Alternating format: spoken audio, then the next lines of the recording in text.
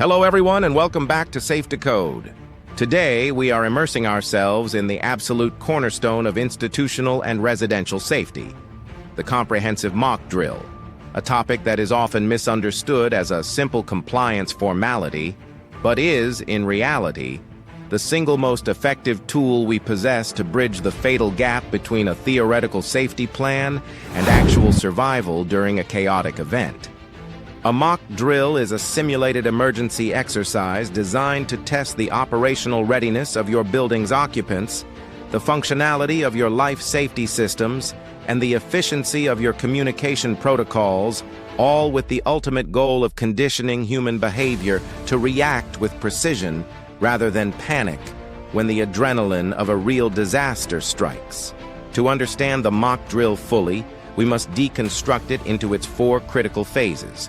preparation, execution, assembly, and evaluation, because the quality of your drill directly dictates the survival rate of your people. Phase 1 is preparation, which begins long before the alarm ever sounds. You must first establish a dedicated emergency response team, ERT, comprising an incident controller who manages the overall operation, floor wardens who are responsible for clearing specific zones, and searchers who are tasked with checking restrooms and storage areas to ensure no one is left behind. This preparation phase also involves defining the specific scenario, whether you are testing for a fire, which requires rapid evacuation, or an earthquake, which requires a drop, cover, and hold response before moving, and you must communicate with local emergency services to inform them of your drill to prevent a false deployment of real fire assets. Crucially, you must inspect your physical infrastructure, ensuring that all exit signage is illuminated, that emergency stairwells are free of obstructions like boxes or furniture, and that the public address system is audible in every corner of the facility, including mechanical rooms. Phase 2 is execution, the moment the alarm activates, and this is where we address the critical human factor known as pre-movement time, which is the dangerous delay where people hesitate, look at each other, or assume it is a false alarm. Your training must emphasize that the alarm is an immediate command to act, not a suggestion.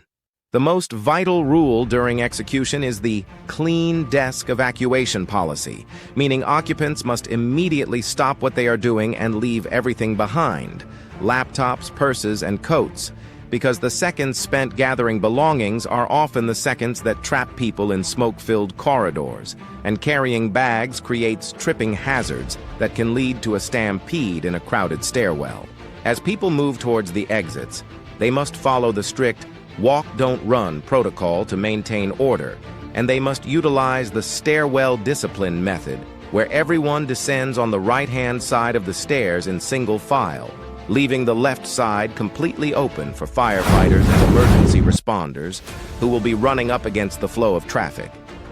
Floor wardens play a pivotal role here by physically checking every room in their zone, closing doors behind them to compartmentalize the fire and slow the spread of smoke, and assisting anyone with mobility impairments to designated refuge areas where they can wait for rescue or be evacuated using specialized evacuation chairs. Phase 3 is assembly and accountability, which occurs once occupants have exited the building and gathered at the designated assembly point, a location that must be sufficiently far from the structure to avoid dangers like shattering glass, radiant heat, or collapsing debris.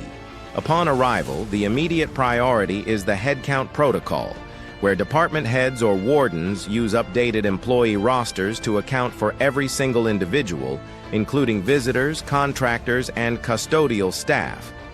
This information is not just paperwork, it is life-saving intelligence that must be relayed instantly to the incident controller so that when real firefighters arrive, they can be told exactly who is missing and where they were last seen, transforming a blind search into a targeted rescue mission. Phase 4, and perhaps the most neglected, is the evaluation and improvement phase, because a drill without a debrief is a wasted opportunity. Immediately after the all clear is given, the response team must gather for a hot wash meeting to analyze the performance data against your key performance indicators, KPIs. You must one.